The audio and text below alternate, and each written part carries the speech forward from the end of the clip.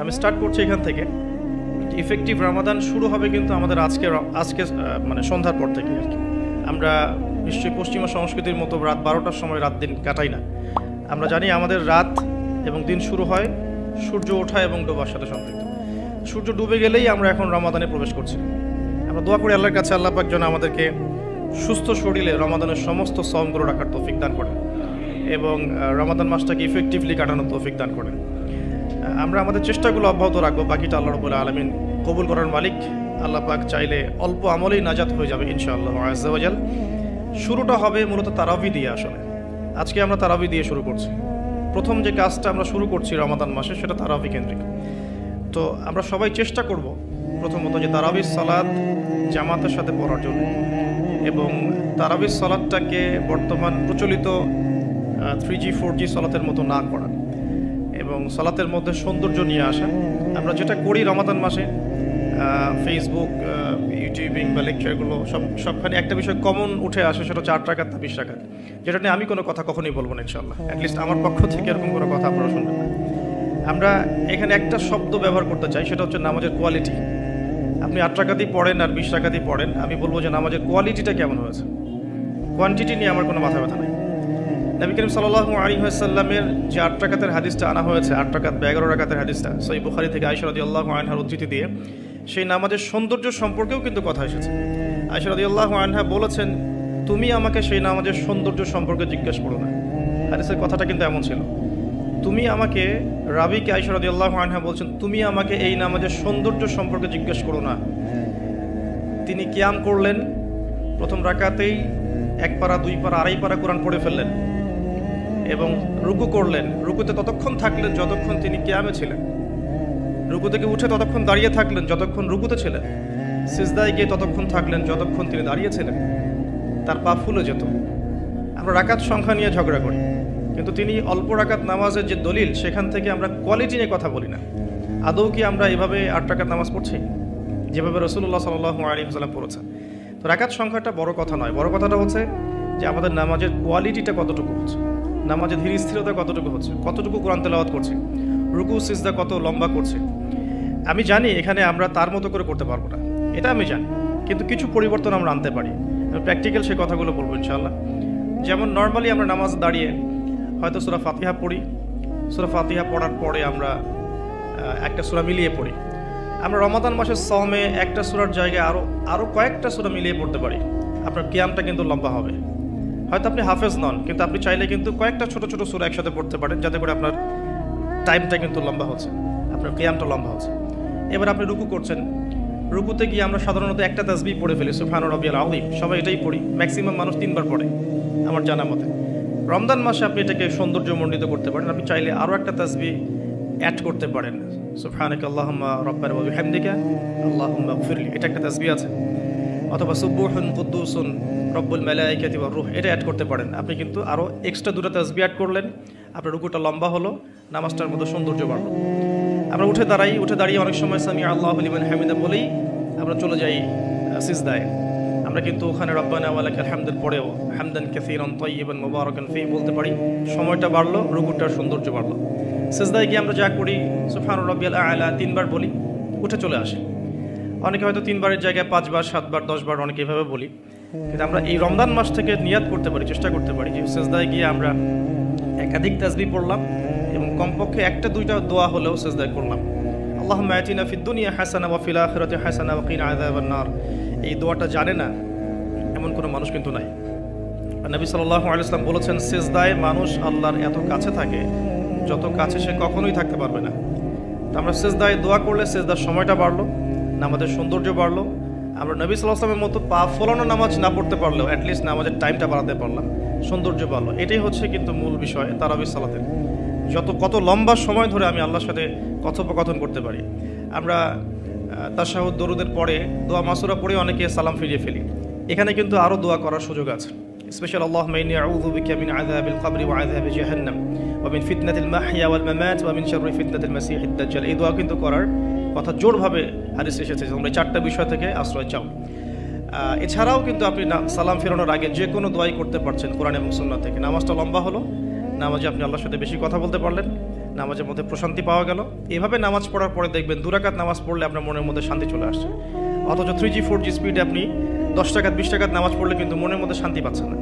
মূল বিষয়টা কিন্তু এই জায়গায়। তো প্রথমে স্টার্টটা হবে আমাদের তারাবি থেকে আজকে। আর তারাবির সালাত যে ইমাম পড়াবেন, আমি অবশ্যই রিকোয়েস্ট করব তিনি যেন খতমই পড়ান। কারণ রমজান মাসে যদি কোরআন খতম না দিই তাহলে আমরা কোন মাসে কোরআন খতম দেব? এবং খতম দিতে হবে বলেই যে খুব জোরে তেলাওয়াত করতে হবে 5G স্পিডে, যাতে কেরাত কি করা হচ্ছে ইমাম সাহেবও বুঝতে পারছেন না, মুক্তাদিও বুঝছেন না। এখানে নামাজে কোরআনের হকটা ঠিকমতো আদায় হয় না। একটু ধীর স্থিরভাবে পড়া যেতে পারে। আমরা হয়তো প্রত্যেকটা আয়াতের শেষে ওয়াকফ করতে পারছি না, যেটা নবী সাল্লাল্লাহু আলাইহি ওয়াসাল্লামের সুন্নাহ ছিল। নবী করিম সাল্লাল্লাহু আলাইহি ওয়াসাল্লাম কিন্তু প্রত্যেকটা আয়াতের শেষে ওয়াকফ করতেন, থামতেন, থেমে থেমে তিনি তেলাওয়াত করতেন। হয়তো আমরা সেটা করতে পারি না, কিন্তু আমরা চেষ্টা করতে পারি তেলাওয়াতটার টেম্পোটা যেন কমে যায়, যাতে করে 2 রাকাত নামাজ পড়তে মিনিমাম 5 থেকে 8 মিনিট সময় লাগে। এই নামাজটা পড়লে আমরা মোটামুটিভাবে কিছুটা হলেও হক আদায় করতে পারবো ইনশাআল্লাহ। আমি কিছু প্র্যাকটিক্যাল কথা বলছি, কারণ প্র্যাকটিক্যালি দেখে দেখে আমার কাছে এগুলো মনে হয়েছে, এই টিপসগুলো হয়তো এগুলো কাজে দেবে ইনশাআল্লাহ। এছাড়াও আমরা জামাতের সাথে নামাজ পড়ার পর আমরা যেটা করতে পারি সেটা হলো শেষ রাত্রে আমরা আবারও ওঠার অভ্যাস করতে পারি। আমরা যদি আর্লি ঘুমিয়ে যাই, এবং রমাদান মাসে আমাদের একটা অভ্যাস করতে হবে, আমরা যেন আর্লি ঘুমাই। আর্লি যদি ঘুমিয়ে যাই আমরা শেষ রাত্রে ইনশাআল্লাহ সাহারি করার মিনিমাম 1 ঘন্টা 1.5 ঘন্টা আগে যদি উঠতে পারি, শেষ রাতে গিয়ে আমরা আবারও কিন্তু 2-4 রাকাত 8-10 রাকাত নামাজ পড়তে পারবো ইনশাআল্লাহ, এবং পরিবারের সদস্যদেরকে ওঠাতে পারবো। আর এই সময়টা সেই সময় যে সময় আল্লাহ রাব্বুল আলামিন প্রথম আসমানে নেমে আসেন এবং বান্দার জন্য আহ্বান করতে থাকেন, কে আছো আমার কাছে কিছু চাইবে আমি তোমাকে তা দেবো, কে আছো আমাকে ডাকবে আমি তোমার ডাকে সাড়া দেবো, কে আছো আমার কাছে ইস্তেগফার করবে আমি তোমার গুনাহগুলোকে মাফ করে দেবো। তো শেষ রাত্রে দোয়া কবুল হয়। দোয়া কবুলের এই সময়টাতে আমরা যেন ঘুমিয়ে না কাটাই, মিনিমাম 1 ঘন্টা আগে আমরা ওঠার চেষ্টা করব শেষ রাত্রে।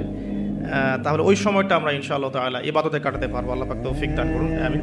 তো আমরা রমাদানের স্টার্টটা করব আজকের তারাবি থেকে, এবং আজকের রাতের আপনার শেষ রাত্রে কিছু নামাজের মধ্য দিয়ে, যেটাকে অনেকে তাহাজ্জুদ বলে থাকেন। আর এরপরে আমরা যে বিষয়গুলো দিকে ফোকাস করব সেটা হচ্ছে সাহরি এবং ইফতার।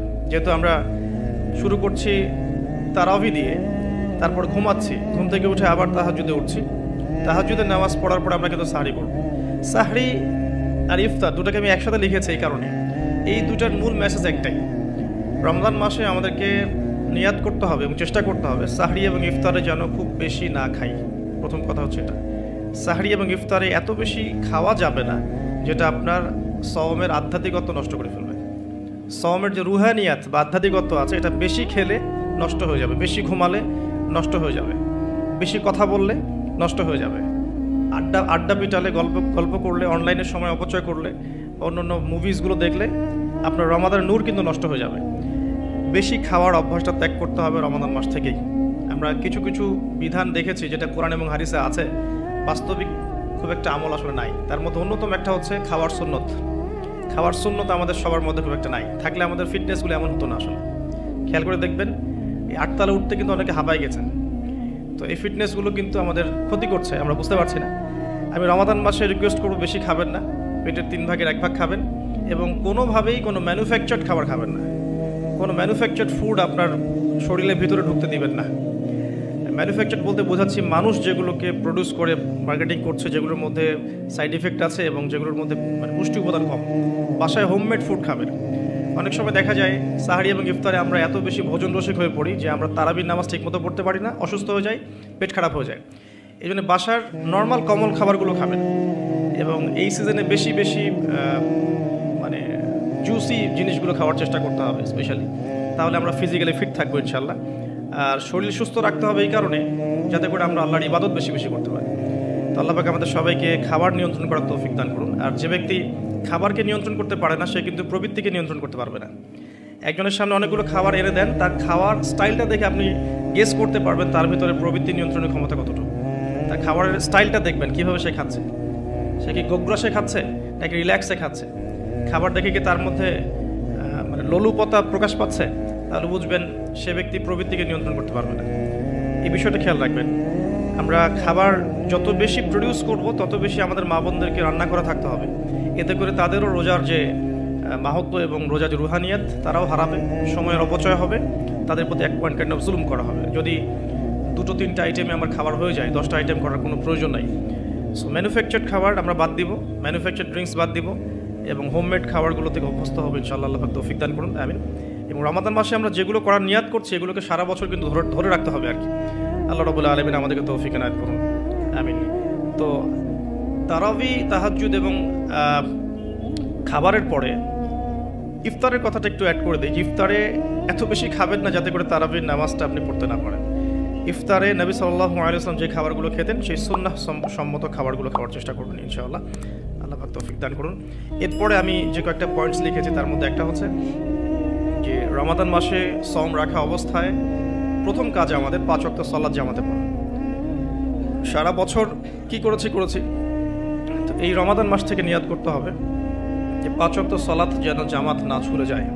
এটা যারা লোকাল তাদের জন্য খুব প্রযোজ্য, যারা মুসাফির তাদের হয়তো ছুটতে পারে। যদি ছুটেও যায় একা একা পড়ে ফেলতে হবে। যদি সম্ভব হয় বাসায় জামাত করা যেতে পারে যদি ছুটে যায়। রমাদান মাসে 5 ওয়াক্ত সালাত জামাতে পড়লে অন্যান্য মাসের যে নেকি তার চেয়ে মিনিমাম 70 গুণ নেকি বেশি হবে ইনশাআল্লাহ। আর জামাত একটা ঐক্য দেয়, একটা পরিচিতি হয়, হৃদ্যতা ভালোবাসা বাড়ায়। একটা মুসলিম কমিউনিটির মধ্যে জামায়াতের গুরুত্ব অনেক বেশি। জামায়াতের সাথে নামাজ এই বিষয়টা গুরুত্ব অনেক বেশি। আমরা রমজান মাসে অ্যাটলিস্ট এই মাসে অভ্যস্ত হই যাতে করে আমাদের রমাদানের 5 ওয়াক্ত সালাত জামাটা ছুটে না যায়। আল্লাহ পাক তৌফিক দান করুন, আমিন। স্পেশালি ফজরের সালাত এবং এশার সালাত এই দুটো জামাত যেন কোনোভাবেই না ছুটে যায়। আল্লাহ পাক আমাদেরকে তৌফিক এনায়েত করুন, আমিন। ফরজগুলো আদায়ের পাশাপাশি এরপরে আমি নোট করেছি রমাদান মাসে ডেইলি 12 রাকাত সুন্নাহ আদায় করার চেষ্টা করা উচিত।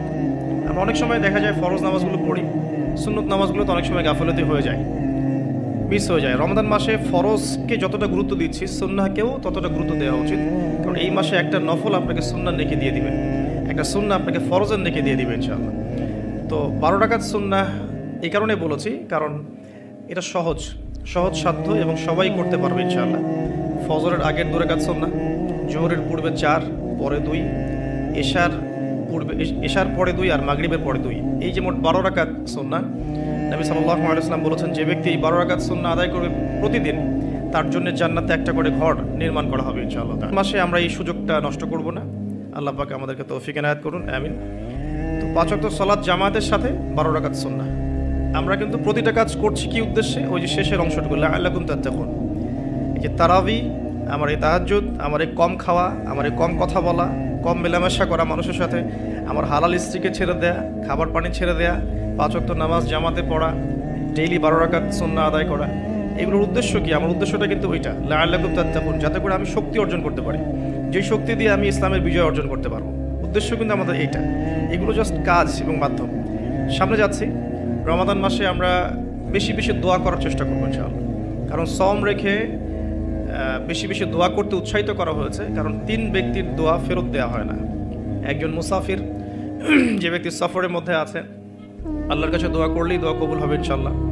একজন ব্যক্তি যে পিতা বা মাতা হয়েছে তার সন্তানের জন্য দোয়া করলে দোয়া কবুল হবে ইনশাআল্লাহ। আরেকজন হচ্ছে সে ব্যক্তি যে ব্যক্তি রমাদান মাসে বা অন্য যে কোনো সময় রোজা রেখেছে, সওমরত অবস্থায় তার দোয়াকে ফেরত দেওয়া হবে না। আর স্পেশালি সে যদি ইফতার করতে থাকে সেই সময়ের দোয়াকে তার ফেরত দেওয়া হবে না ইনশাআল্লাহ। তো আমরা বেশি বেশি দোয়া করবো রমাদান মাসে ইনশাআল্লাহ আযজা ওয়া জাল। আমি দোয়ার জন্য একটা বই সাজেস্ট করছি, সেটা হচ্ছে হিসনুল মুসলিম। এই বইটার মধ্যে প্রচুর দোয়া দেয়া আছে এবং অথেন্টিক সবগুলোই মাশাআল্লাহ। শেষের দিকে কিছু ঝাড়ফুঁক অংশ আছে। কারো যদি চোখ লাগা বা বদনজর বা জিন ঘটিত সমস্যা থাকে বা তাবিজ কবজ জনিত কোনো সমস্যা থাকে, এগুলো ট্রুথ, এগুলো সত্য, এগুলো কোনো আনসাইন্টিফিক বিষয় নয়। আর কোনো কিছু আনসাইন্টিফিক হলেই যে ইসলামিক হবে না এমনও নয় বিষয়টা। তো হিসনুল মুসলিম বইটা আপনারা কালেক্ট করতে পারেন। সেখানে প্রথম অংশ আছে দোয়া এবং জিকির অধ্যায় এবং শেষের অংশটা আছে ঝাড়ফুঁক অধ্যায়। আপনারা মিনিমাম প্রথম অংশটুকু মুখস্থ করে ফেলতে পারেন। আর দোয়া করার সময় জায়গাগুলো বুঝে দোয়া করতে হবে, যে কখন কিভাবে দোয়া করলে দোয়াগুলো কবুল হবে। প্রথম কথা হচ্ছে দোয়া করার আগে আল্লাহ পাকের প্রশংসা করতে হবে, আল্লাহর হামদ প্রশংসা করতে হবে। সূরা ফাতিহা পড়ে নিতে পারেন একবার। দোয়া করার শুরুতে আপনি দরুদ পড়বেন, দরুদের ফলে দোয়া কবুল হয়। দরুদ না পড়লে দোয়াটা আসমানে গিয়ে ঝুলে থাকে, উঠিয়ে নেওয়া হয় না। যখন দরুদ পড়া হবে তখন দোয়াটা উঠিয়ে নেওয়া হবে। দোয়া করার কিছু টেকনিক আছে, যে কিভাবে কি দোয়া করলে কবুল হবে, কখন দোয়া করলে কবুল হবে, এগুলো বুঝে দোয়া করতে হবে। অনেকেই বলে দোয়া করেই যাচ্ছে কবুল হচ্ছে না। কিছু বিষয় আছে হয়তো এই কারণে হচ্ছে না, হয়তো বা আল্লাহ পাক চাচ্ছেন এটা আপনার জন্য পরে পাওয়া উত্তম, সেই জন্য আপনি এখন পাচ্ছেন না। হয়তো বা আল্লাহ পাক আপনাকে পরকালে দিবেন বলে জমা রেখেছেন, হয়তো এই জন্যে পাচ্ছেন না। অথবা হয়তো আপনার আকীদায় শিরক আছে, হয়তো এই জন্য হচ্ছে না, হয়তো বা আমলে বেদায়াত আছে এই কারণে হচ্ছে না, অথবা আপনার রিজিকে কোনো হারাম কিছু আছে, মেবি এই কারণে আপনার দোয়া কবুল হচ্ছে না, অথবা আপনি তাড়াহুড়া করছেন।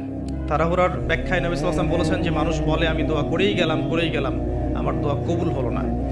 তো আমরা জেনে নিব যে কোন কোন জায়গায় কিভাবে দোয়া করলে দোয়া কবুল হবে। এই বইটার মধ্যে সবই দেয়া আছে, হিসনুল মুসলিম বইটার মধ্যে। তারপর আমি বলছি আমার ব্যক্তিগত ইলম থেকে কিছু কথা, সেটা হলো দোয়া করার আগে অবশ্যই আল্লাহর প্রশংসা করবেন, অ্যাটলিস্ট একবার আলহামদুলিল্লাহ বলে হাত তুলবেন। তারপরে আপনি নবী সাল্লাল্লাহু আলাইহি ওয়াসাল্লামের কাছে উপরে একবার দরুদ পড়বেন, আগে আল্লাহর প্রশংসা, তারপরে দরুদ। এরপরে আপনি নিজের পাপের ক্ষমা চাবেন। আগে আপনি পাপ করেন বা না করেন, আগে বলবেন রব্বিক ফিরলি, আল্লাহ আমাকে মাফ করে দাও, পাপ করেন বা না করেন। এটা সুলাইমান আলাইহিস সালামের সেই দোয়া থেকে আমি শিক্ষা নিয়েছি।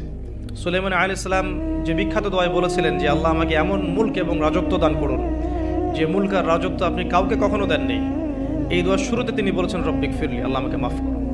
তো এটা আদব, দোয়ার আদব হচ্ছে আগে নিজের ক্ষমা চাওয়া, আল্লাহর কাছে নিজের ভুলের ক্ষমা চাওয়া, তারপরে দোয়া করা। হামসানা, দরুদ, এরপরে আপনি ক্ষমা চাবেন। এবার আপনি দোয়াগুলো করবেন আপনার মন থেকে। আরবি দোয়া জানা থাকলে আরবিতে দোয়া করবেন, কারণ আপনি আপনার রবের সাথে আরবি দিয়ে কথা বলবেন, এর চেয়ে আসলে গর্বের কী হতে পারে? আরবি ভাষা কেন শিখব, কি দরকার আছে? এটা কি সাম্প্রদায়িকতা? আল্লাহ রাব্বুল আলামিনের আল্লাহ পাক যে ভাষায় কোরআন নাজিল করেছেন, আল্লাহ পাক যে ভাষায় কথা বলেছেন কোরআনে, সেই ভাষায় আমি আল্লাহর সাথে কথা বলছি, এর চেয়ে গর্বের কী আছে আমার জন্য? আরবি কেন শিখছি, কেন শিখবো? এই ভাষা দিয়ে আমি আল্লাহর সাথে কথা বলবো। জান্নাতে এই ভাষা চলবে, কোরআন এই ভাষায় নাজিল হয়েছে, কবরে এই ভাষায় প্রশ্ন করা হবে, তা আমি কেন এই ভাষায় আল্লাহর সাথে কথা বলবো না? এর মানে এই নয় যে কেউ যদি আরবি না জানে অন্য ভাষায় দোয়া করতে পারবে না, এমনটা নয়। অবশ্যই কেউ যদি আরবি না জানে, বেসিক দোয়াগুলো না জানে, সে বাংলাতে দোয়া করতে পারে, কোনো সমস্যা নেই। ইংরেজিতে দোয়া করতে পারে, উর্দু দিয়ে দোয়া করতে পারে। ভাষাগত পার্থক্য আল্লাহর কাছে নেই, তবে আরবির মর্যাদা আছে। আর এটা আমার কাছে গর্বের বিষয় মনে হয় যে আমি আরবি দিয়ে আমার রবের সাথে কথা বলতে পারছি, আমি আরবি দিয়ে কথা বলছি। এবং আরবি দিয়ে দোয়ার ক্ষেত্রে আপনি এত ভালো করে মনের ভাব প্রকাশ করতে পারবেন অল্প শব্দে, যেটা হয়তো অন্য কোনো জায়গায় সম্ভব নয়। এরপরেও আমি বলবো যে মাতৃভাষায় মানুষের মনের ভাব প্রকাশের ক্ষেত্রে সহজতা আছে। যদি কেউ আরবি না জানেন, সেক্ষেত্রে মাতৃভাষাতেই বেশি বেশি দোয়া করবেন, চলতে ফিরতে দোয়া করবেন। নির্দিষ্ট সময়েই দোয়া করতে হবে এমন নয়, রোজা রেখে সারাটা দিন যখনই আপনার মন চাচ্ছে, মনের মধ্যে একটা কিছু চাহিদা আসছে, আপনি দোয়া করে ফেলবেন। নবী সাল্লাল্লাহু আলাইহি ওয়াসাল্লাম বলেছেন, যদি তোমাদের কারো জুতার ফিতাও ছিঁড়ে যায়, সে যেন সেই ফিতাটাও আল্লাহর কাছে চেয়ে নেয়। প্রতিটা বিষয় আল্লাহর সাথে শেয়ার করতে হবে। আল্লাহ, আমার চাকরির দরকার, আমার রিজিকের সমস্যা, আমার পারিবারিক সমস্যা, আমার ব্যবসার সমস্যা, আমার ইলম অর্জন করতে চাই, আল্লাহ আমাকে ইলম দান করো।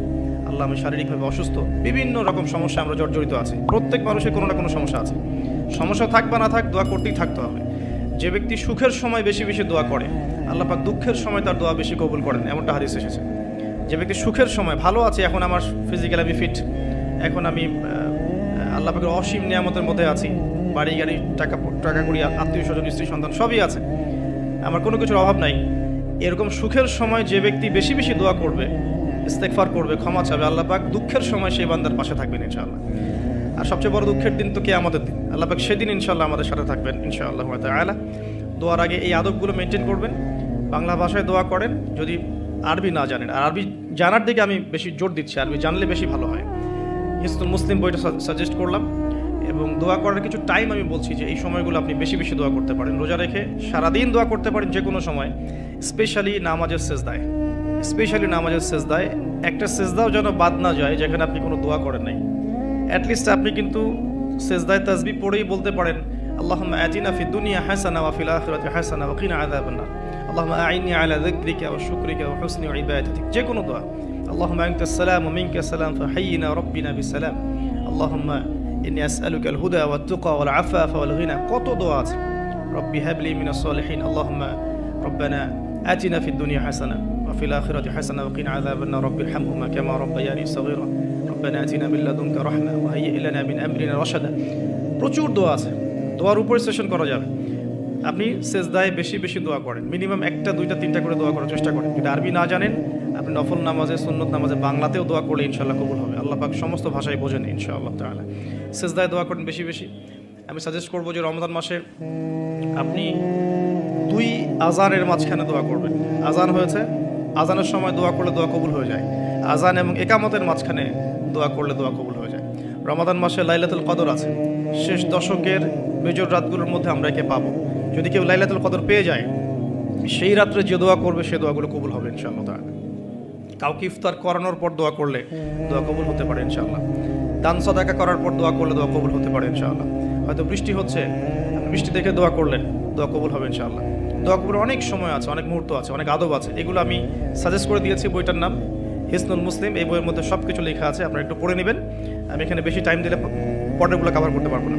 আল্লাহ পাক আমাদেরকে বেশি বেশি দোয়া করার তৌফিক দান করুন, আমিন।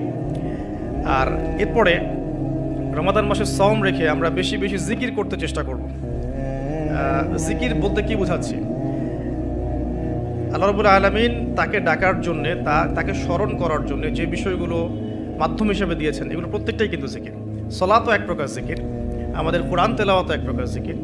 আমরা এইখানে জিকির বলতে যা বোঝাচ্ছি সেটা হচ্ছে ডেইলি কিছু জিকির আমরা করি, যেগুলোর মধ্য দিয়ে আমরা আমাদের জিহ্বাকে তরতাজা রাখবো, সিক্ত রাখবো। আমরা সবসময় আজে বাজে কথা বলার চাইতে এই কোরআনের কথা, হাদিসের কথা বা আল্লাহ পাকের তাসবিহ তাহলিল, এগুলো তো অভ্যস্ত হলে পরে দেখবেন রমাদানের সওমের আধ্যাত্মিকতা বাড়ছে ইনশাআল্লাহ। এটা আপনি প্রমাণিত যে আপনি 1 ঘন্টা অহেতুক কথাবার্তা বলেন কারোর সাথে, আপনার মনের নূরগুলো নষ্ট হয়ে যাবে। এবং আপনি 1 ঘন্টা চুপ করে থাকেন, দেখবেন চুপ করে থাকার ফলে আপনার মধ্যে অনেক চিন্তা আল্লাহর পক্ষ থেকে ইনস্টল হচ্ছে, ভালো চিন্তাও আসে আর শয়তানের পক্ষ থেকে খারাপ চিন্তাও আসতে পারে চুপ করে থাকলে। আর যদি আপনি বেশি বেশি জিকির করতে থাকেন, ফর এক্সাম্পল 100 বার সুবহানাল্লাহ, ফর এক্সাম্পল আলহামদুলিল্লাহ, আল্লাহু আকবার, লা হাওলা ওয়ালা কুওয়াতা ইল্লা বিল্লাহ, আস্তাগফিরুল্লাহ ওয়া আতুবু ইলাইহি, হাসবি আল্লাহ ওয়া নি'মাল ওয়াকিল। আপনি বলছেন লা ইলাহা ইল্লাল্লাহ অথবা লা ইলাহা ইল্লাল্লাহ ওয়াহদাহু লা শারীকা লাহু, লাহুল মুলকু ওয়া লাহুল হামদু ওয়া হুয়া আলা কুল্লি শাইইন কাদির, সুবহানাল্লাহি ওয়া বিহামদিহি, সুবহানাল্লাহিল আযীম অথবা সুবহানাল্লাহিল আযীম ওয়া বিহামদিহি। এরকম প্রচুর জিকির দেয়া আছে, কিন্তু এই বইয়ের মধ্যে দেয়া আছে। এগুলো যদি নিয়ম করে করি, আমরা একটা সময় ফিক্স করে করি যে আমি এই 1 ঘন্টা ফজরের নামাজের পরে এই জিনিসগুলো করব, তাহলে কিন্তু আপনি আপনার রোজার মধ্যে ইফেক্টিভ বিষয়গুলো খুঁজে পাবেন। তবে আমি এটা সাজেস্ট করি যে আপনি চলতে ফিরতে এই কাজগুলো করবেন। ঢাকা শহরে আমরা যারা থাকি, আমরা জ্যামের সাথে অভ্যস্ত। আমি বলবো যে জ্যাম যেমন একটা আযাব আমাদের জন্য, আমরা মানে বস্তুবাদিতার পিছনে বেশি ছুটছি, তো আল্লাহ পাক এই জন্য আমাদের সময়টাকে খেয়ে ফেলছে। এত দ্রুত তুমি দুনিয়ার দিকে ছুটতে চাও, থাকো, বসে থাকো এখানে। যত বেশি ছুটবেন তত বেশি আল্লাহ পাক পিছিয়ে দিবেন। দুনিয়ার দিকে আপনি যত বেশি ছুটবেন, আপনাকে আল্লাহ পাক তত পিছিয়ে দিবেন। তবে মুমিনরা এটাকে নিয়ামত মনে করতে পারে। আপনি জ্যামে বসে 1 পারা কোরআন তেলাওয়াত করতে পারবেন। আমি চেষ্টা করি, জ্যামে বসে আছেন আপনি এই তাসবিহ তাহলিলগুলো করতে পারেন। তাসবিহ একটা পকেটে রাখেন, আপনি বের করেন, জ্যামে বসে আছেন, 100 বার সুবহানাল্লাহ পড়তে আপনার 5 মিনিটও লাগবে না। 100 বার আলহামদুলিল্লাহ পড়তে পারেন বসে বসে, 100 বার আল্লাহু আকবার পড়তে পারেন, লা ইলাহা ইল্লাল্লাহ পড়তে পারেন, আস্তাগফিরুল্লাহ ওয়া আতুবু ইলাইহি 100 বার পড়তে পারেন, আল্লাহুম্মা সাল্লি আলা মুহাম্মাদ ওয়া সাল্লিম দরুদ পড়তে পারেন 100 বার। আপনি দেখবেন সময়টা কাজে লাগলো, আপনার কিন্তু সময়টা কাজে লাগলো, এবং আপনার মনের মধ্যে কিছু খারাপ চিন্তা চেতনা আসছিল, এটা দূর হয়ে গেল, মনটা শান্ত হলো, রিল্যাক্স থাকলেন, আল্লাহর নূর আসলো। এই কাজগুলোই একসাথে মিলে কিন্তু রোজাটাকে আপনার ইফেক্টিভ বানাবে। আর কি শুধুমাত্র না খেয়ে থাকাটা আপনাকে খুব একটা রুহানিয়াত দিবে না। আল্লাহ পাক আমাদেরকে বেশি বেশি জিকির করার তৌফিক দান করুন। আমি তারপরে বলবো সওম রেখে ইস্তেগফার করতে হবে বেশি বেশি। ইস্তেগফার মানে আস্তাগফিরুল্লাহ ওয়া আতুবু ইলাইহি, এবং শুধু মুখে বলা নয়, বরং আমি একটা পদ্ধতি অবলম্বন করার চেষ্টা করছি, আমার কাছে এটা ইফেক্টিভ মনে হয়েছে বলে শেয়ার করছি। সেটা হলো আমি চেষ্টা করছি যে আমার জীবনে যে পাপগুলো হয়েছে আমার দ্বারা, যেগুলো আমার মনে পড়ছে, বড় বড় পাপ আমার মনে পড়ছে, আপনি কিন্তু আপনার পাপ মনে করতে পারবেন আপনি যে আপনি কী পাপ করেছেন, বড় বড় পাপ কিছু, সবগুলো হয়তো পারবেন না, কিছু কিছু পারবেন। একটা খাতা আমি নোট করার চেষ্টা করছি যে আমার জীবনে মেজর কী বড় বড় পাপ হয়েছে বলে আমার কাছে মনে হচ্ছে।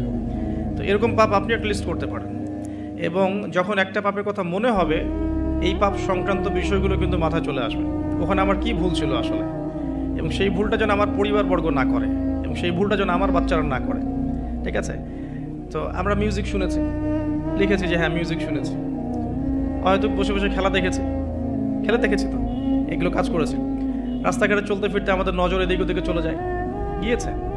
এমন কেউ নাই এখন এই বিশ্বে বসবাস করে যারা কখনো অনলাইনে ঢুকে একটা মেয়ের নগ্ন ছবি চোখে পড়েনি। এমনটা হয়েছে। আমরা কিন্তু নোট আউট করতেই পারি আমাদের পাপগুলো কী হয়েছে। নোট আউটগুলো করলে আমরা যেটা করতে পারি, এই রমাদানে ইন্ডিভিজুয়ালি একটা করে পাপের কথা মনে করে আল্লাহর কাছে মাফ চাইতে পারি। যদিও বা এভাবে বললেও হয়ে যায় আল্লাহ আমার তুমি সমস্ত পাপ মাফ করে দাও, কিন্তু ইন্ডিভিজুয়ালি যখন বলবেন তখন আপনি ফিলটা পাবেন যে আমি ওই পাপটা করেছিলাম, এইটা ঠিক হয়নি, ওইটা ঠিক হয়নি। তখন ইনশাআল্লাহ তাআলা ইস্তেগফারটা পারফেক্ট হবে। ইস্তেগফারের ভিতরে একটা প্রাণ আসবে ইনশাআল্লাহ। শুধু মুখে বলবো না যে আস্তাগফিরুল্লাহ ওয়া আতুবু ইলাইহি। তো আমি এটা চেষ্টা করছি লিখে ফেলার জন্য।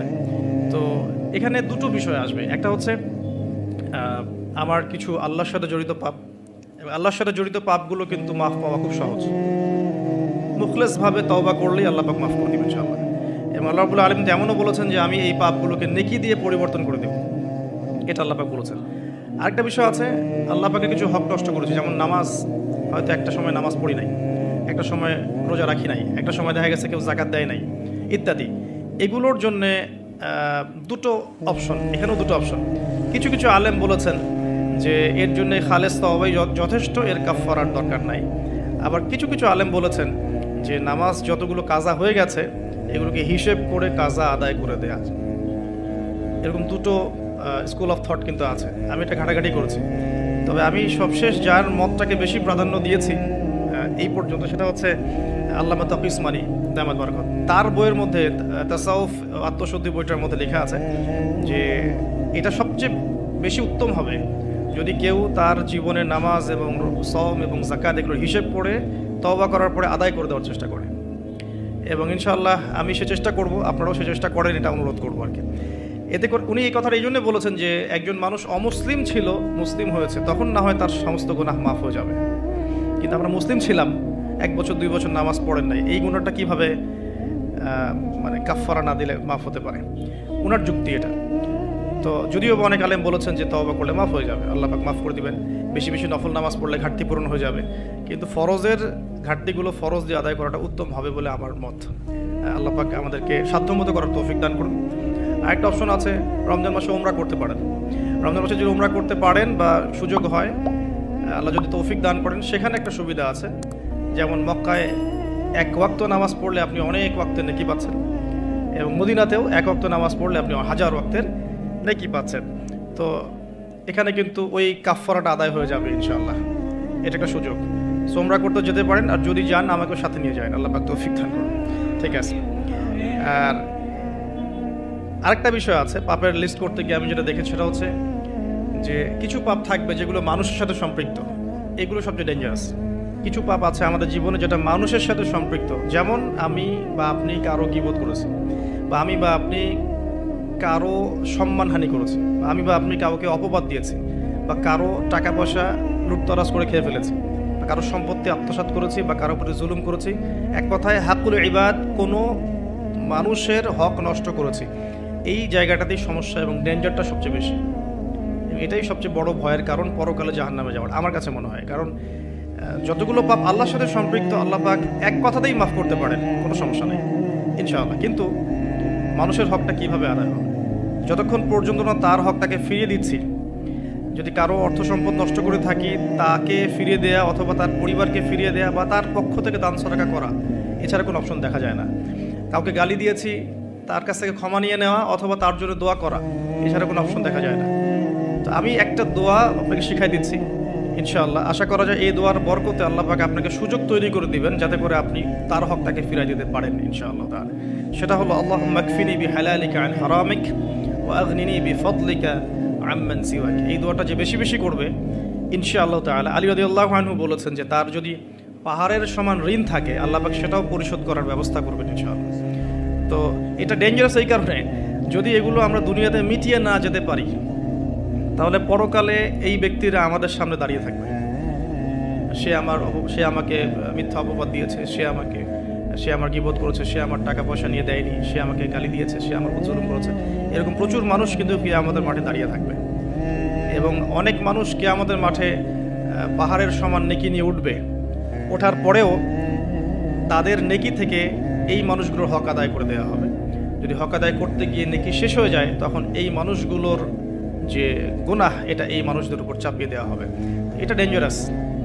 অনেক অনেক নেকির কাজ করেও পরকালে মিসকিন হওয়াটা নিতান্তই হতভাগ্য। আমরা চাই না আল্লাহ পাক এই কাতারে আমাদের অন্তর্ভুক্ত করুন। একটু চিন্তা করে দেখেন, কেউ যদি কাউকে রেপ করে তাহলে সে কত বড় সম্মানের ঋণগ্রস্ত হয়ে গেল, যেটা কখনো তার পক্ষে শোধ করা সম্ভব না। এই জিনিসটা যদি মাথায় থাকে, এই হাদিসটা যদি মাথায় থাকে যে কিয়ামতের মাঠে সবচেয়ে বড় মিসকিন তারা যারা অন্যের কাছে দায়বদ্ধ থাকবে, নামাজ, রোজা, হজ, জাকাত সমস্ত নেকি নিয়ে ওঠার পরেও কারো হক নষ্ট করার দায়ে সে জাহান্নামে চলে যাবে, ওদের গুনার ভার নিয়ে। এই জিনিসটা সবচেয়ে ডেঞ্জারাস। এই কারণেই আসলে কম কথা বলা উচিত এবং কম মানুষের সাথে মেশা উচিত এবং মুখ বন্ধ রাখাই ভালো। বেশি না বলা, বেশি কিছু ভাবতে না যাওয়া, বেশি গেজ না করা। এবং অনলাইন এমন একটা প্ল্যাটফর্ম যেটা আমাদের এই সুযোগটা বাড়িয়ে দিয়েছে, যাতে করে আমরা নির্দ্বিধায় একে অপরের গীবত সমালোচনাকে একটা ট্রেডিশন মনে করছি, বাট এগুলোর বড় শাস্তি আমাদের জন্য অপেক্ষা করছে। আল্লাহ পাক এগুলো থেকে আমাদেরকে হেফাজত করুন, আমিন। মানুষের সাথে জড়িত পাপ থেকে আল্লাহ পাক আমাদেরকে বাঁচাক।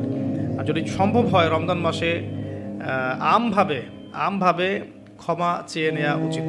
যেমন পরিবারবর্গকে ডেকে বলা যেতে পারে যে আমার দ্বারা যদি তোমাদের কোনো হক নষ্ট হয়ে থাকে তো তোমরা আমাকে মাফ করে দিও, ঠিক আছে। যদি একজন রাষ্ট্রের নেতা হয়ে থাকে তার বলা উচিত সবার সামনে যে আমি আমার দায়িত্ব পালন করার চেষ্টা করেছি আমার সাধ্যমতো। যদি আমার দায়িত্ব পালনে কোনো রকম হক নষ্ট হয়ে থাকে তোমাদের কারণ, আমার উপর কোনো অভিযোগ থেকে থাকে, আমাকে মাফ করে দিও। আমভাবে ক্ষমা চেয়ে নেওয়াটা ভালো হবে রমাদান মাস। কারণ এই মাস, ওই যে আমি একটা হাদিস বলছি, সেই ব্যক্তি হতভাগা যে ব্যক্তি এই মাস পেয়েছে কিন্তু নিজের গোনাহ মাফ করাতে পারলো না। আমার গোনাহ তো আমি আল্লাহর কাছে মাফ করালাম, কিন্তু মানুষের সাথে জড়িত হকটা কীভাবে মাফ করাম, এই বিষয়টা বুঝতে হবে। আল্লাহ পাক আমাদেরকে ইস্তেগফার করার তৌফিক দান করুন রমজান মাসে, আমিন।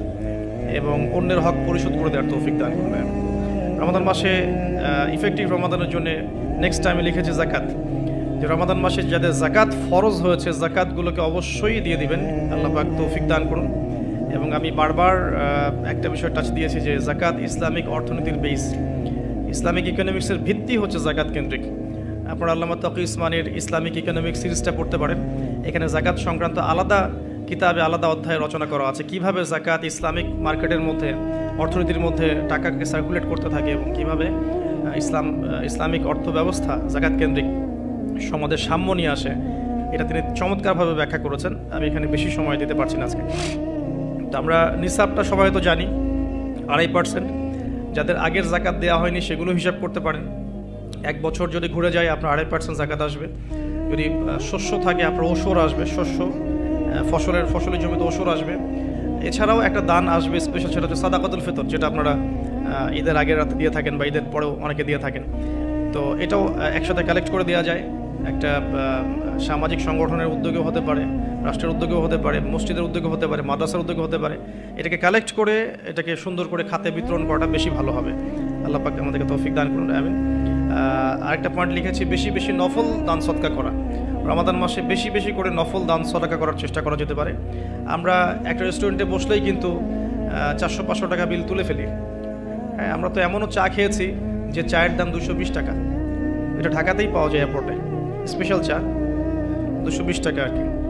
মানে কখনো কখনো এমনও হয়, এমনও ডাকাতি হয় যে আমি এটাকে এভাবে ব্যাখ্যা করতে পারি যে ধরেন একজন মানুষ প্রচণ্ড ক্ষুধার্ত, এত বেশি ক্ষুধার্ত যে তাকে আপনি যা দিবেন তাই খেয়ে ফেলবেন।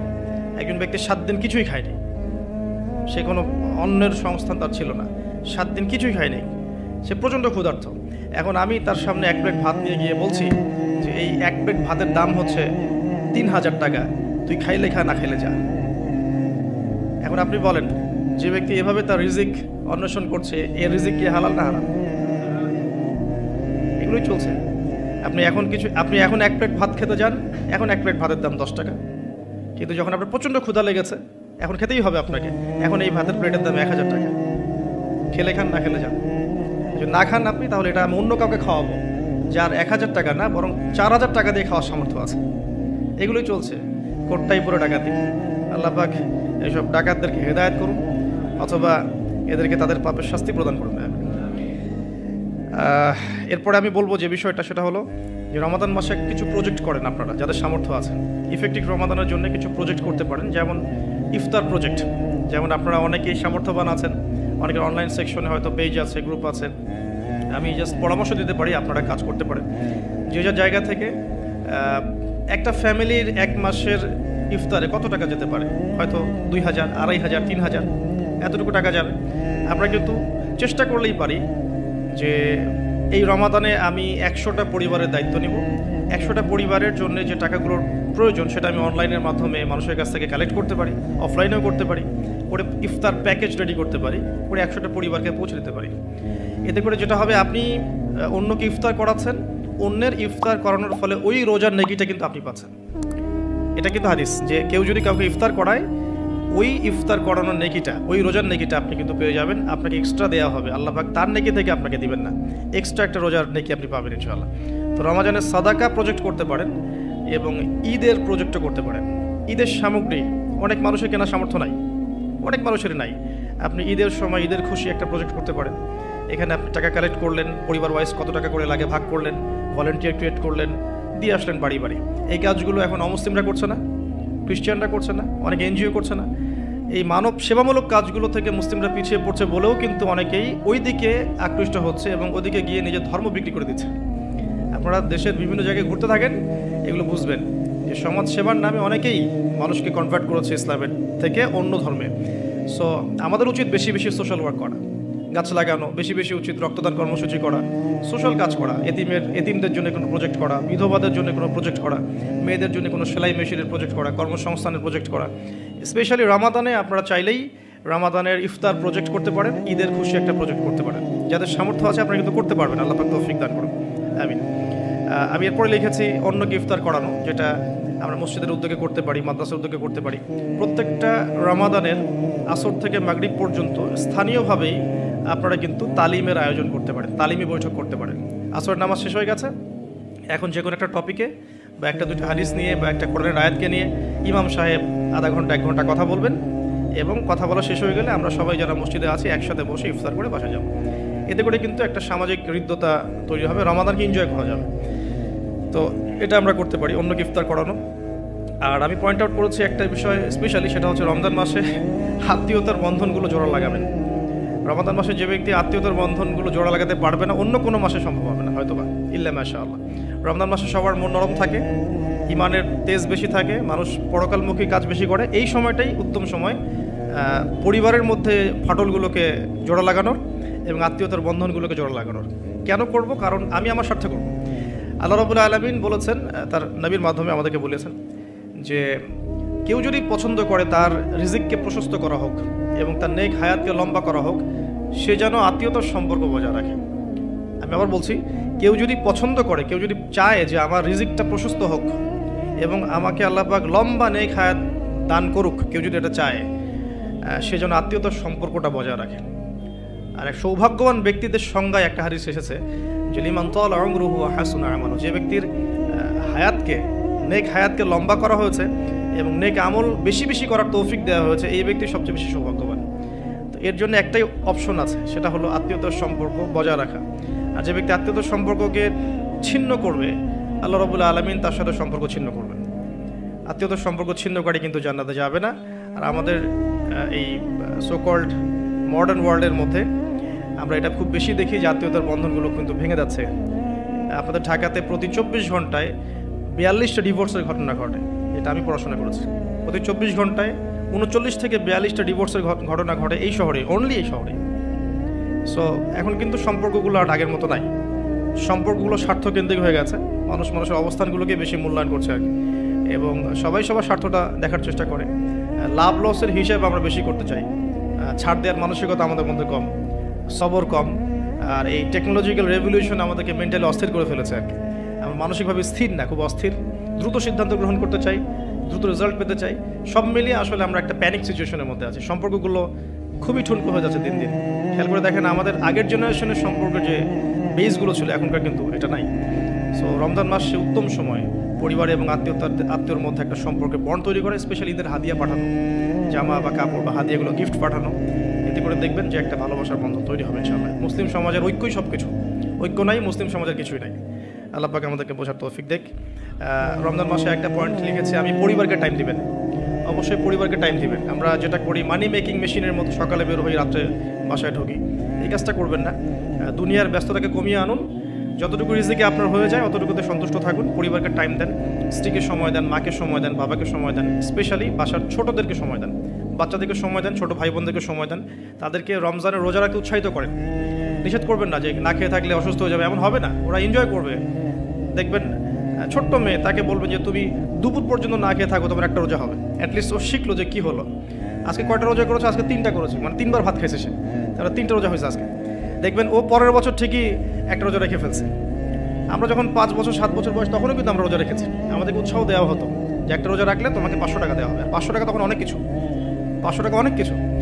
তোমাকে একটা রোজা রাখলে তোমাকে একটা খরগোশ কিনে দেওয়া হবে, এরকম আমাদেরকে অফার দেওয়া হতো। তোমাকে একটা কিছু ওই যে ছোটো ছোটো পাখি আছে, এই পাখিগুলো কিনে দেওয়া হবে যে রোজা থাকো। তো ছোটোদেরকে উৎসাহিত করা উচিত, ছোটোদেরকে আমরা উৎসাহিত করব, ডিসকারেজ করব না।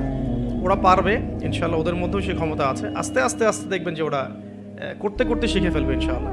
ছোটোদেরকে রমজান মাসে আপনি হাতে করে হাত ধরে নিয়ে যাবেন মসজিদে, জামাতে নামাজ পড়ানোর জন্য নিয়ে যাবেন, 2-1 বার হলো তারাবিতে নিয়ে যাবেন। ওরা খেলুক সেখানে, ওরা ওখানে গিয়ে দুষ্টামি করে, কোনো সমস্যা নাই। আমরা খুব ধমক দিই ওদেরকে, তাড়িয়ে দিই। এই কাজটা টোটালি একটা বাজে কাজ। এবং অন্য অন্য মুসলিম কান্ট্রির মসজিদগুলোতে গিয়ে দেখবেন তারা কিন্তু উৎসাহিত করে। ইভেন হারাম শরীফে গিয়ে দেখবেন এই মাতাফের পাশে যখন যে বিশাল যে ফ্লোর আছে, এখানে বাচ্চা কাচ্চারা অনেক জোরে জোরে দৌড়ায়, চকলেট খায়, বেলুন নিয়ে খেলে, ওখানে কত কি করে। আমরা নিজেরাও খেলেছি ওদের সাথে। তো পরিবেশটাই দেখে মনে হয় মাশাআল্লাহ কি ইসলামিক একটা রুহানিয়াত পরিবেশ, ইসলামিক সংস্কৃতির পরিবেশ। সো জুলুম করে ফেলি আর কি। বাচ্চাদেরকে এত ধমক দেওয়া যাবে না, ওদেরকে সময় দিতে হবে, ওদেরকে রোজা রাখতে উৎসাহিত করা উচিত, গিফট দেওয়া উচিত, এবং ওদেরকে বোঝানো উচিত যে এগুলো আমরা করছি আল্লাহর জন্যে, আল্লাহকে চিনতে শেখানো উচিত। আমি লুকমান হাকিমের প্যারেন্টিং নিয়ে একটা লেকচার দিয়েছিলাম, ওখানে আপনারা দেখতে পারেন যে লুকমান আলাইহিস সালাম কীভাবে তার সন্তানকে উপদেশ দিচ্ছেন। তো ওভারঅল বাচ্চাদেরকে টাইম দেওয়া এবং তাদেরকে উৎসাহিত করা আমার মনে হয় রমজানের সৌন্দর্য আরও বৃদ্ধি করবে ইনশাআল্লাহ তাআলা। আরেকটা পয়েন্ট আছে, সেটা হলো দুনিয়ার ব্যস্ততা আপনাকে কমিয়ে আনতে হবে রমজান মাসে, এবং টেকনিক্যাল কিছু কাজ করা উচিত, যেমন বাজার ঘাট এগুলো আগে করে ফেলতে পারেন, যাতে করে আপনাকে কম বাজারে যেতে হয়। যদি আপনার কাছে সামর্থ্য থাকে ঈদের শপিং করে ফেলা, যাতে করে লাইলাতুল কদর আপনার মিস না হয়। লাইলাতুল কদর মিস হওয়ার সবচেয়ে বড় রিজন কি আমাদের দেশে? লাস্টের দশকে মার্কেটে থাকা, এটা সবচেয়ে বড় রিজন। অনেকে মার্কেটে ঢুকলে একবার বেরোতে চায় না, সাথে ওয়াইফকে নিয়ে গেলে আরও মুশকিল আছে। আপনি বেরোতে চাইলেও সে বেরোতে দিবে না, এটা হয়নি, ওটা ম্যাচিং হয়নি, ওইটা ম্যাচিং করতে হবে, এটা করতে হবে, অবস্থা খারাপ। আর কখনোই আপনি আপনার স্যালারিকে নিয়ে মেয়েদের হাতে তুলে দিয়েন না যে যাও তোমরা মার্কেটে গিয়ে শপিং করে আসো, এই কাজটা করতে যায় না। নিজেও নিজের শ্রম আর আধ্যাত্মিকতা নষ্ট করবে, আরও 10 জনের রোজার নষ্টের ভাগিদার হয়ে যাবে। এই জায়গায় একটা কথা আমি অ্যাড করবো যে আমাদের পরিবারবর্গের মহিলারা যেন রমজান মাসে বেপর্দায় না থাকে। রমজান মাসে বেপর্দায় না থাকে মানে এই মাসে অভ্যস্ত হয় যাতে সারা বছর কিভাবে আমি পর্দায় থাকতে পারি। রমাদান মাসে খাস পর্দায় চলে আসা উচিত, তাদের বোরখাগুলোর পর্দাও ঠিক করা উচিত। আমি তো আসলে এই বিষয়ে বেশ কথা বলেছি।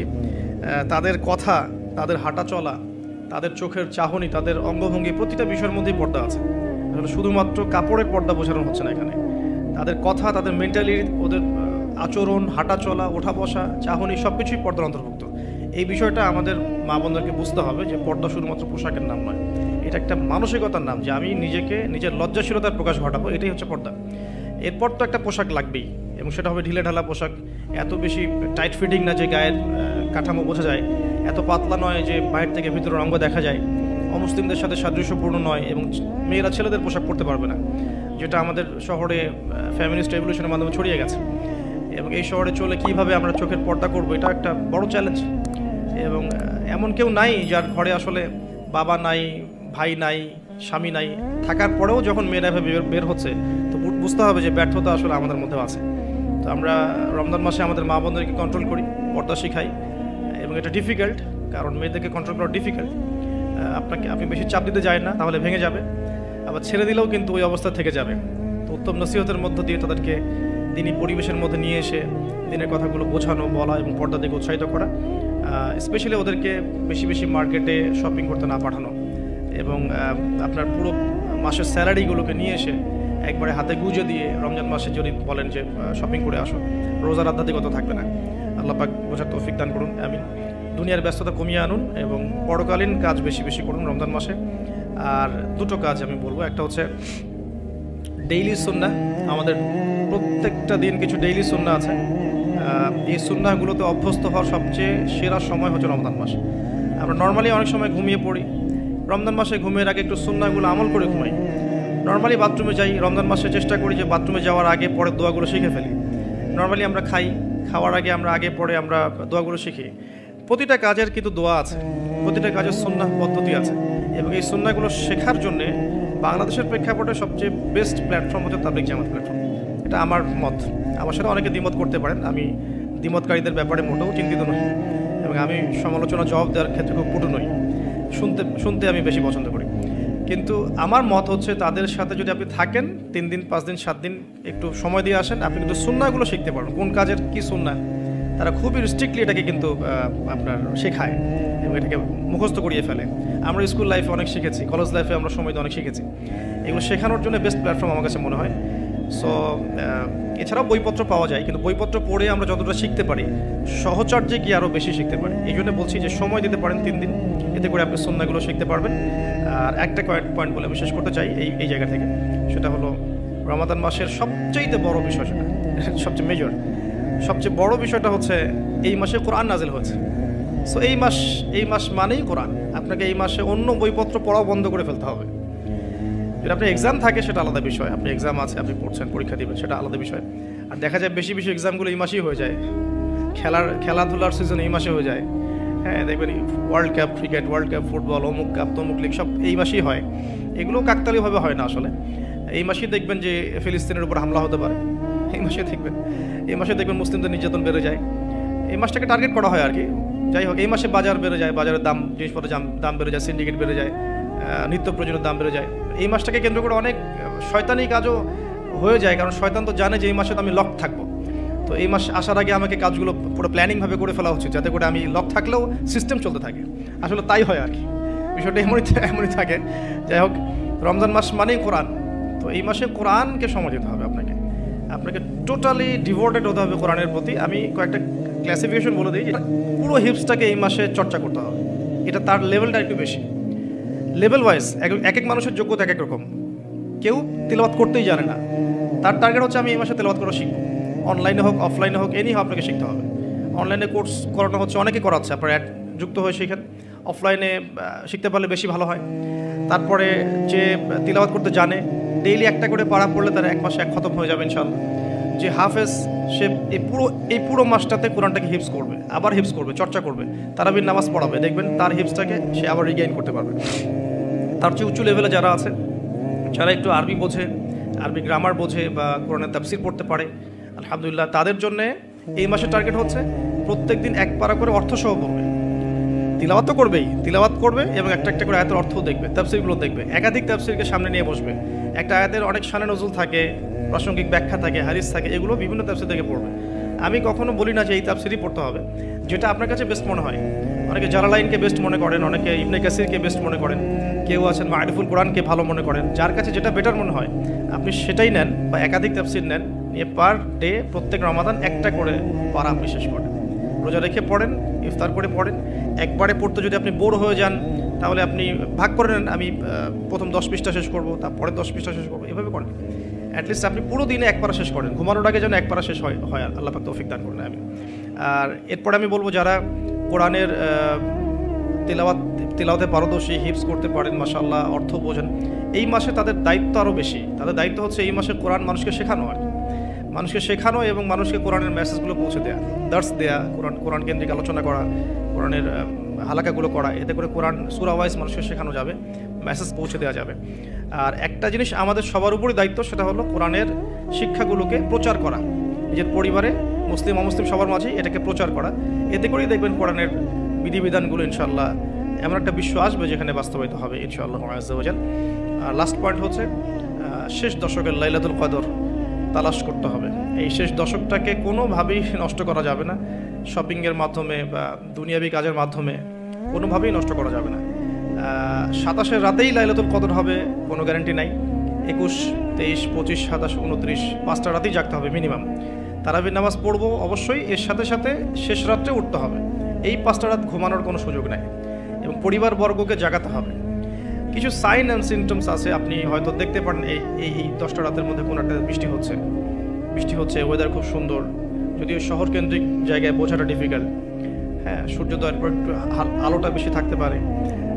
এছাড়া মুমিন বুঝতে পারবে সেদিন ইবাদত করলে তার ভিতরে ইবাদতের স্বাদ বেশি পাবে। সে ওই রাতে চোখ দিয়ে পানি পড়বে, কারণ ওই রাতেই জিবরাইল আলাইহিস সালাম ফেরেশতাদেরকে নিয়ে নেমে আসেন, মুমিনদের জন্য দোয়া করতে থাকেন। তো লাইলাতুল কদর তালাশ করাটা সবচেয়ে বেশি ইম্পর্টেন্ট শেষ দশকে। এর জন্য সবচেয়ে ভালো পদ্ধতি হচ্ছে ইতিকাফ করা। যারা পসিবল হবে রমাদানের শেষ দশকে ইতিকাফ করতে পারেন, ইনশাআল্লাহ আযজা ওয়া জাল আশা করা যায় তারা লাইলাতুল কদর অবশ্যই পেয়ে যাবেন ইনশাআল্লাহ তাআলা। আমি অনেক কথা বললাম যেগুলো করার, আমি একটু রিভিউ করছি এবং আর 5টা মিনিট সময় নেব আমি। কিছু বিষয় আছে যেগুলো আবার করাও যাবে না, আমি প্রথম থেকে আবার একটু রিভিউ করছি। এই রমাদান মাসের মূল উদ্দেশ্য হচ্ছে তাকওয়া অর্জন করা। এই তাকওয়া আমাদেরকে শক্তি দিবে, এই শক্তি দিয়ে আমরা কি করব, আল্লাহ পাকের দিনটাকে স্ট্যাবলিশ করব, এটা আমাদের মূল কাজ। এবং এই তিনটা জিনিস একসাথেই হয়েছে, কিবলা পরিবর্তন, নতুন জাতির উত্থান এবং আপনার রমাদানের সওমকে ফরজ করা, আর এই মাসেই কোরআন নাজিল হয়েছে, আবার এখানেই বদর হয়েছে। স্টার্টিং আমরা করব প্রথমত কিছু কাজের মধ্য দিয়ে। প্রথমত তারাবির সালাত, যে সালাতের আমরা কোয়ান্টিটির চাইতে কোয়ালিটিকে বেশি গুরুত্ব দেবো ইনশাআল্লাহ আযজা ওয়া জাল। এরপরে আমরা শেষ রাতের তাহাজ্জুদে অভ্যস্ত হওয়ার চেষ্টা করবো ইনশাআল্লাহ, উইথ ফ্যামিলি যদি আরও ভালো হয় পুরো ফ্যামিলির সাথে করা যায়। সাহরি এবং ইফতারে খাদ্যকে নিয়ন্ত্রণ করতে হবে এবং খাদ্য নিয়ন্ত্রণের মধ্য দিয়ে প্রবৃত্তিকে নিয়ন্ত্রণ করতে হবে।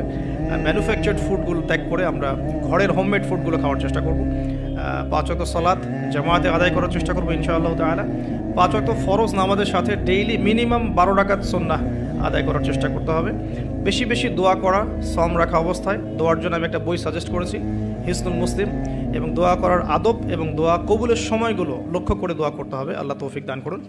আমি বেশি বেশি জিকির করব, চলতে ফিরতে অলওয়েজ জিকিরের উপর থাকবো, আজে বাজে কথা কম বলে সুবহানাল্লাহ, আলহামদুলিল্লাহ, আল্লাহু আকবার, লা ইলাহা ইল্লাল্লাহ এগুলো বেশি বেশি পড়বো। আমরা জ্যামটাকেও কাজে লাগাতে পারি সেটা বলেছি। এবং এমন এমন কথা এবং কাজে সময় নষ্ট করব না যেগুলো আমাদের মনের আধ্যাত্মিকত্ব নষ্ট করে দেয়। দুজন মুসলিম বসে কথাও বলি, দিন সংক্রান্ত কোনো কথা আলোচনা করলে কোনো সমস্যা হবে না ইনশাআল্লাহ।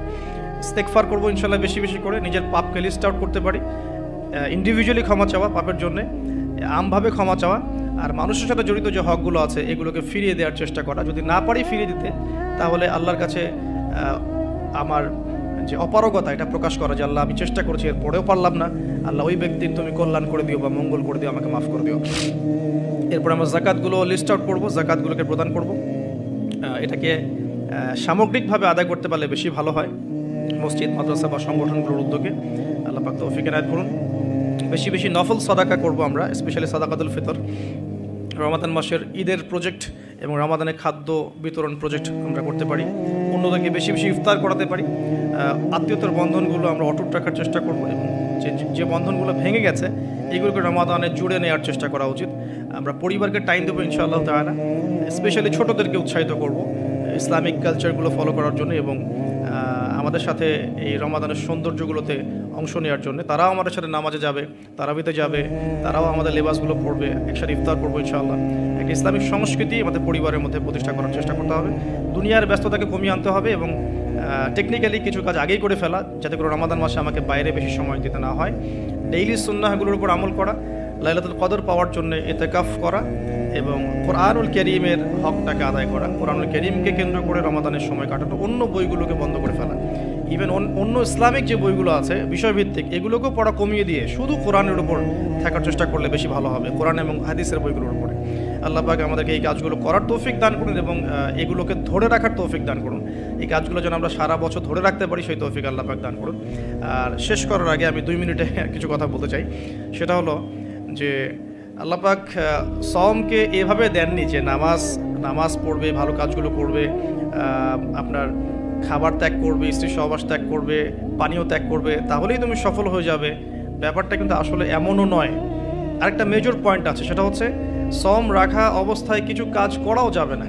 স্পেশালি সওম রাখা অবস্থায় আমাদের মিথ্যা বলা যাবে না, সওম রাখা অবস্থায় গীবত করা যাবে না, সওম রাখা অবস্থায় আমরা অন্যের সাথে হিংসা করতে পারবো না, পরশ্রী কাতর হতে পারবো না, রিবা বা সুদ খেতে পারবো না, সওম রেখে মাদক খেতে পারবো না, স্পেশালি ইফতার করার পরে সিগারেট ধরতে পারবো না আমরা আসলে, ঠিক আছে। আমরা অন্যের প্রতি জুলুম করতে পারবো না, সওম রেখে আমরা মাপে কম দিতে পারি না, সওম রেখে আমরা বাজারে সিন্ডিকেট তৈরি করতে পারি না, আমরা কোটটাই পরে ডাকাতি করতে পারি না সওম রেখে। এবং টাইম কিলিং যে বিষয়গুলো আছে রোজা রেখে, বিভিন্ন অহেতুক মুভিজ বা পর্ন দেখে বা আজে বাজে বিষয়গুলোকে খেয়াল করে, স্পেশালি আপনার যে নাটক সিরিয়াল যে বিষয়গুলো আছে এগুলো দেখে রোজার বারাকাপূর্ণ সময়গুলো নষ্ট করা, ইভেন গার্লফ্রেন্ডের সাথে সময় দেওয়া, ফোনে কথা বলা, এই যে বিষয়গুলো আছে, এই জিনিসগুলো আমাদের অ্যাভয়েড করতে হবে। যাবতীয় রকম হিংসা, বিদ্বেষ, ঝগড়া, মারামারি, হানাহানি, কাটাকাটি, যা কিছু আছে, আল্লাহ পাক যত কিছুকে হারাম করেছেন, এই বিষয়গুলো না ছাড়তে পারলে কিন্তু লাআল্লাকুম তাত্তাকুনের এই শিক্ষায় আমরা আসতে পারবো না। আমি আবারও বলছি, শুধুমাত্র ভালো কাজগুলো যেগুলো বলেছে লিস্ট আউট করে, এগুলো করলেই সব কিছু হয়ে যাবে না, যতক্ষণ না এই খারাপগুলোকে ছাড়তে পারছে। রোজা রেখে কেউ যদি মিথ্যা বলে, বেপর্দায় চলে, অশ্লীল কাজ করে, অন্যের ক্ষতি করে, জুলুম করে, চুরি করে, সুদ খায়, হ্যাঁ, মাদক দ্রব্যের সাথে সংশ্লিষ্ট থাকে বা ফ্রি মিক্সিংয়ে থাকে, রোজা কিন্তু ভেঙে যাবে। এক কথায় মাসআলা হচ্ছে রোজা কিন্তু থাকবে না, রোজা ভেঙে যাবে। একটা হাদিসই যথেষ্ট। নবী সাল্লাল্লাহু আলাইহি ওয়াসাল্লাম বলেছেন, সেই ব্যক্তির সওমে আল্লাহর কিছুই এসে যায় না যে ব্যক্তি রোজা রেখেছে কিন্তু অশ্লীল কাজ ছাড়তে পারে নাই। তো একটা অশ্লীল কাজ ছাড়তে না পারলে যদি এই ক্ষতি হয়, তাহলে রোজা রেখে কীভাবে সুদ খেতে পারে মানুষ, কীভাবে মানুষ রোজা রেখে অন্যের উপর জুলুম করতে পারে, ফ্রি মিক্সিং কেমন করে করতে পারে, বা কীভাবে আপনি গার্লফ্রেন্ডকে টাইম দিতে পারেন, কীভাবে আপনি ফোনে কথা বলতে পারেন, কীভাবে আপনি পর্ন দেখতে পারেন, কেমন করে আপনি রোজা ভেঙেই মাদকের সাথে সম্পৃক্ত হতে পারেন, এই কাজগুলো রোজাকে নষ্ট করে ফেলবে। তো এগুলো দূরে থাকাটাই বড় চ্যালেঞ্জ। এই যে কাজগুলোর কথা আমি প্রথমে বলেছি, এগুলো করবে কিন্তু সবাই কম বেশি সবাই কাজগুলো করবে। আল্লাহ পাকের মনোনীত যারা বান্দা, ইনশাআল্লাহ তারা এই কাজগুলো করার পাশাপাশি এই হারাম কাজগুলো ছাড়তেও পারবে ইনশাআল্লাহ। আর তারা যদি ছাড়তে পারে, তাহলে ওই যে কুতিবা আলাইকুমুস সিয়াম কামা কুতিবা আলাল্লাযিনা মিন ক্বাবলিকুম, শেষের অংশটা লাআল্লাকুম তাত্তাকুন, এই তাকওয়া অর্জিত হবে এইগুলো ছাড়ার মধ্য দিয়ে ইনশাআল্লাহ তাআলা। আল্লাহ পাক আমাদের সবাইকে পরিপূর্ণভাবে রমাদানের সওম ইউটিলাইজ করার তৌফিক দান করুন, এবং যে কাজগুলো আল্লাহ পাক পছন্দ করেন রমাদান মাসে সওম রেখে, এগুলোকে বেশি বেশি করার তৌফিক দান করুন, এবং আল্লাহ পাকের যাবতীয় যে নিষেধগুলো আছে এগুলোকে আল্লাহ পাক বর্জন করার তৌফিক আমাদের সবাইকে দান করুন, যাতে করে আমরা ঈদ উল ফিতরের দিনে পরিপূর্ণ নিষ্পাপ হতে পারি। যেমনটা হাদিসে এসেছে, যে ব্যক্তি সওম রাখার মতো সওম রাখবে, সে ব্যক্তি ঈদ উল ফিতরের দিনে এমনভাবে নিষ্পাপ হয়ে যাবে যে তার মা তাকে সেদিন জন্ম দিয়েছে। তো একটা আয়াতও আছে, কদ আফলাহা মান তাযাক্কা ওয়া যাকারা ইসমা রাব্বিহি ফাসাল্লা, সেই ব্যক্তি সফল হয়েছে যে ব্যক্তি আত্মশুদ্ধি অর্জন করতে পেরেছে এবং তার রবের নাম স্মরণ করতে করতে সে নামাজে গিয়েছে। এটা কিন্তু ঈদ উল ফিতরের নামাজকে বোঝানো হয়েছে, যে সে ব্যক্তি সফল হয়েছে যে ব্যক্তি আত্মশুদ্ধি অর্জন করতে পেরেছে। আত্মশুদ্ধি অর্জন করেছে রমাদানে এই পুরো কাজগুলো করার মধ্য দিয়ে এবং এই পুরো বিষয়গুলো ছাড়ার মধ্য দিয়ে। এবার সকালবেলা সে তাকবীর দিচ্ছে, আল্লাহু আকবার, আল্লাহু আকবার, লা ইলাহা ইল্লাল্লাহ, আল্লাহু আকবার, আল্লাহু আকবার, ওয়ালিল্লাহিল হামদ, এটা বলতে বলতে সে ঈদগাহে যাচ্ছে। এই ব্যক্তি ইনশাআল্লাহ তাআলা সদ্য প্রসূত সন্তানের মতো নিষ্পাপ হয়ে যাবে ইনশাআল্লাহ তাআলা। আল্লাহ পাক আমাদের সবাইকে ইফেক্টিভ রমাদান পালন করার তৌফিক দান করুন, এবং রমজান মাসে বেশি বেশি নেক আমল করার তৌফিক দান করুন। আল্লাহ পাকের যাবতীয় হারামগুলোকে ছেড়ে দেওয়ার তৌফিক আল্লাহ পাক